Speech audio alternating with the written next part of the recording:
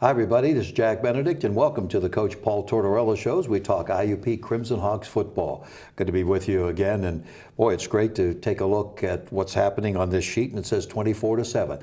IUP wins the PSAC championship, defeating Westchester. What a game it was on Saturday, and we have the trophy right here. Coach brought it along.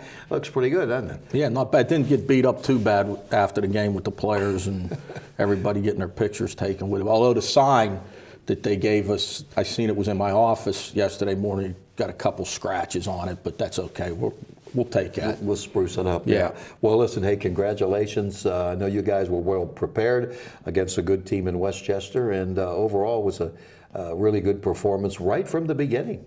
Yeah, I thought we got off to a great start. You know, I really felt good, you know, as we came on the field to start the game with the focus that our kids had in pregame and before the game in the locker room. I was really expecting us to get off to a good start. I just thought we had a good presence about us. Mm-hmm. I thought the coaches, tremendous job game planning. We were really on top of everything. We were a step ahead of Westchester on offense, defense, special teams. You know, the fake punt. We ran back a punt for a touchdown even though it got called back. Scheme-wise, which is hard to see to the naked eye, we were really superior in regards to being a step ahead of Westchester. Both sides of the ball. We had a couple new wrinkles in on both sides of the ball that were very effective, and just thought that our coaches and players did a great job. Mm-hmm. You were up 21-7 at the half. Was there any mention that, hey guys, you know, Westchester came back against Slippery Rock, come back, so you know this is not in the bag. It's still only halftime. Well, yes, and they were getting the second half kickoff. You know, I thought we had the game and we were really in control of the game. So we had taken the mindset that, hey, let's just keep doing what we're doing. If we can continue to run the ball and stop their, you know, when we were up 14 going into the second half, I felt really good about making them, as the kids were saying after the game, we made them one-dimensional. We knew they were going to have to throw it, and we felt like we would be in pretty good shape there. But, you know, we did talk about offensively continuing to do what we were doing and not sitting on the lead. And we really did. Even though we didn't score a lot of points, we controlled the ball the whole second half and had a touchdown called back and had another penalty on a drive when we were inside their 40 that we probably could have scored on. And then, you know, we did kick the field goal there down on the 3-yard line just to make sure we went up by more than 2 scores. Mm-hmm. Yeah. You know, when you take a look, you only gave up 197 yards to this team. The defense was tremendous. 79 yards you gave up in 30 minutes. I mean, they were just on top of it. And then when the interceptions were infectious, 1, 2, 3, 4 in a row. So all in all, you just can't say enough about what they did. Well, going in, no, you can't. We said we got to stop Elder in the run game with, you know, he's a big outside run sweep guy, and he has a lot of yards in his career on a lot of big runs. His longest run against us was 10 yards on Saturday. He's not a 3-yard in a cloud of dust runner. You know, he's not a real big guy, but he's very fast and he hits a lot of big runs. So we said, hey, let's control him. Don't give up a big run to him. His longest run was 10 yards. I think he had 49 yards rushing. Mm-hmm. Make them one-dimensional, as you say, and they were 1 for 10 on third down. I was just going to bring that up, and you guys were 7 for 14. Yeah, we were 50%. We were really good on third down, and then obviously the turnover margin was 4-1, and then, you know, what we do and what helps the defense is the time of possession. We had the ball for 34 minutes again offensively. Now, part of that is getting the 3 and outs and stopping them on third down on defense. You know, you hold the other team to 1 for 10 on third down, you're not going to be out on the field a whole lot. Mm-hmm. But we did that defensively, and then offensively with converting third downs and controlling the ball in the run game, you know, was really a factor in regards to controlling the game from start to finish. Yeah. Talk about the offensive line. When they came into the game, or they did come into the game, Westchester, with 31 sacks, and except there was 1 sack, and I think Lenny maybe tripped over somebody's foot. Right. That was pretty much it, but tremendous job. Yes, it was a great job. I think the sack was late. We were in a 3rd and long situation because we got 2 penalties on that drive. So, I mean, he had a lot of time to throw the ball. He did a good job buying time on the first touchdown with Don McNeil.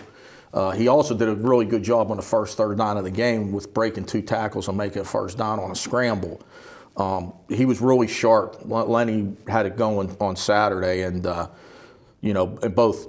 I think he's kind of tired of hearing about people saying, well, you're not running the ball anymore. I think the one time he kept the ball, had a 12 or 14-yard run and pumped his fist afterwards like, hey, I can still run it.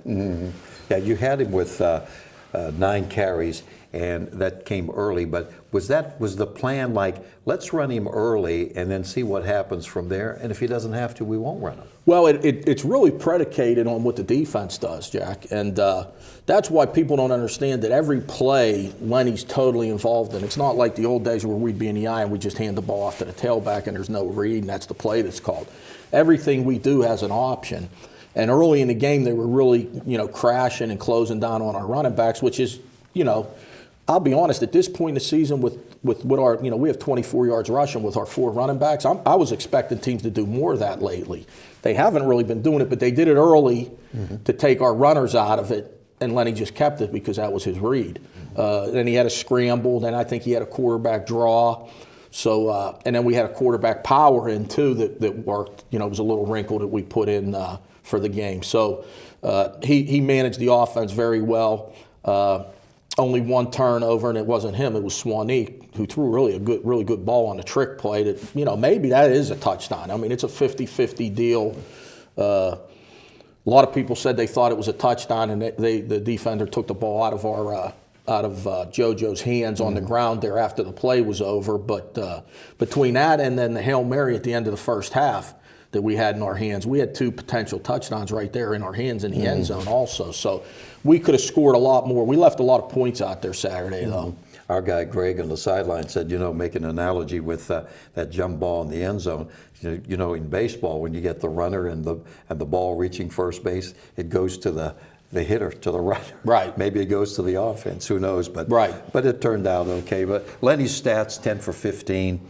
212 yards, 3 touchdowns. I always say Lenny is Lenny, and that's pretty much what he did. He was the MVP. Let me bring up a couple of other guys that had really good. Samir Bullock went over 1,000 yards. He didn't have the big yardage, but he was part of that mix. Alan Wright, I told Alan the other day, I said, you only need 1 reception to get in the select group of 6 other players with 60 or more receptions in a year. He got in there with a couple of them. These are things, but these guys, it doesn't seem like they care about their stats. It's team. It's an all-in philosophy. The players buying into it. The only thing they're worried about is winning the next game.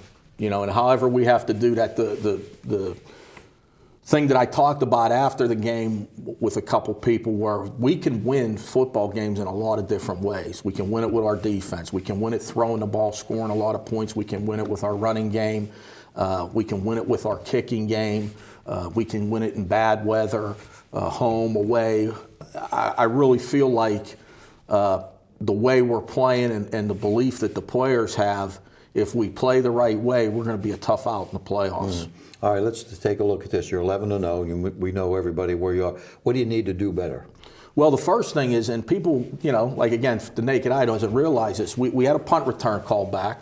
There was a touchdown on a penalty. It was a questionable call, but it was called. So there's 7 points we lost. We roughed the punter accidentally, and that led to them scoring a touchdown because we had them stopped. So there's another 7 points that it affected the game with.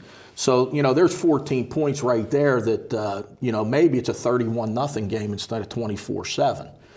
We're just making it a little bit harder on ourselves. We've been good enough to overcome it because of the style of play that we have. We had gotten the lead and we're up 2 touchdowns in the second half, and we felt so good about our defense that there was no way we were going to lose this game unless we turned it over and they got a crazy interception return or fumble return for a touchdown to get the momentum. We were just confident in just keeping the momentum, which we did the whole second half. And, whatever the score is, the score is. And then when we kicked the field goal there down inside the 5, and went up 3 scores, we kind of thought it was over. Let's give a shout out to Sean Bowling. As we had found out before the game, he wins the GPA for the highest GPA of anybody participating in that game.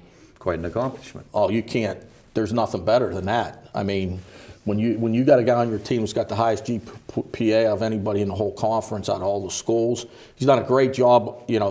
His improvement on our kickoffs has been huge in regards to our field position and our kickoff coverage. He's probably improved tremendously from last year, as much as anybody's improved, just as much as anybody on our team from last year to this year on his kickoffs.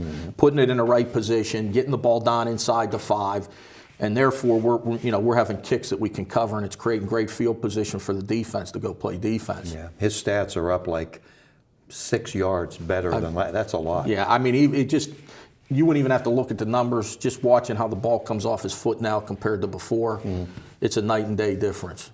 All right. How do you set up practice now that you don't play this week? I know, some people say, well, gee, you like to keep that rhythm going, you like to keep playing, but boy, rest at this time of year. So how do you set up practice schedule? Well, we're not going to do anything today. We'll have a light practice tomorrow, probably a decent practice Wednesday, Thursday. And then you got this Thanksgiving break, so the kids, we're going to, obviously let the kids go home Friday, so we're not going to practice Friday, Saturday, or Sunday. So we're going to give them 3 days at the end of the week. We haven't had an off week or a bye week all year since the first game of the year, which was in August. We actually played earlier. So we need this break badly. Rest, injuries. We need the guys to get healed up. And then we'll start on Monday, school, we want to school that week, so I tell the players you're going to be like you're in the NFL next week. And we'll start our regular routine Monday, Thanksgiving week, which we've practiced on Thanksgiving week many times, so we kind of have a different routine that we use. But I think we're in really good shape. The thing that I feel really comfortable with is I wait for the day that we can go on the field with a full arsenal, and it might be the first playoff game. We feel like we may have a chance to have everybody back for the first playoff game except Rocco Esposito. And that would be the first time for the whole season, because in the opener we didn't have Woosner or Walt. So, and a fresh team. Speed is a big part of who we are. And to be fresh and not have to play this weekend, and to play a team that, had to battle to advance to play us, I feels like a huge advantage. So, we're looking forward to it, but by no means are we taking anything for granted. Finally, normally you would have to prepare for maybe 2 teams. Right. Now really only 1, because Westchester's playing Ship. That was another thing that, it just seems like everything has fallen into place up to this point. Sitting there waiting to see who the 4 or 5 seeds were. In my mind, I was almost sure it would be Cal Ship. Okay, so we had Cal, but we played them a while ago. So that would have helped a little bit.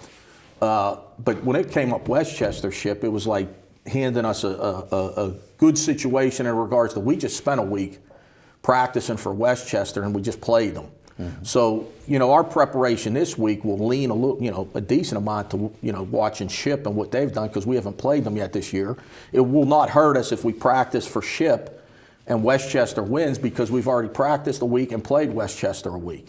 So, as good as it could be to set up for an off week, it can't be any better than it set up yesterday. I was a little bit shocked that it went the way it went, but it really went in our favor. Like I said, if it was Cal Ship, we're familiar with Cal, we've played them, but that was 6 weeks ago. You'd have to revisit that all over again. Now, we are potentially going to play a new team in Ship that we'll probably prepare for a little this week. But if Westchester beats Ship, we're just doing the same thing we did last week, practicing and getting ready to play Westchester. So it ended up, a pretty good draw for us. Yeah. Good representation by the fans, too. That was great. Oh, hey. That was great. Our fans have been great, and our players love it. Our players have bought into, the all-win slogan, and they love when our fans are there. They really do. I hear them, I hear the chatter on the sideline. I hear them talking as we go in after pregame about the fans. When we come on the field and you look up and you see our whole side full, a couple people told me, if you take Westchester's band out of it, we probably had more people there than Westchester. And, it was a tough trip. It's a 12 o'clock game. It's a 4-hour ride. And, we feel so proud to be able to play in front of our fans, and we want them to be a part of it. So it's been great. Well, Come out to the ballpark. There'll be some games at Miller Stadium, Signetti Field. Congratulations to you, the coaches and the players. We like this stuff. Well, let's go get another one. Let's go get another one. All right. That's Coach Tort. That's it for this week. Keep following the Crimson Hawks. We'll have all the coverage for you on the radio and TV. This is Jack Benedict. Have a nice evening.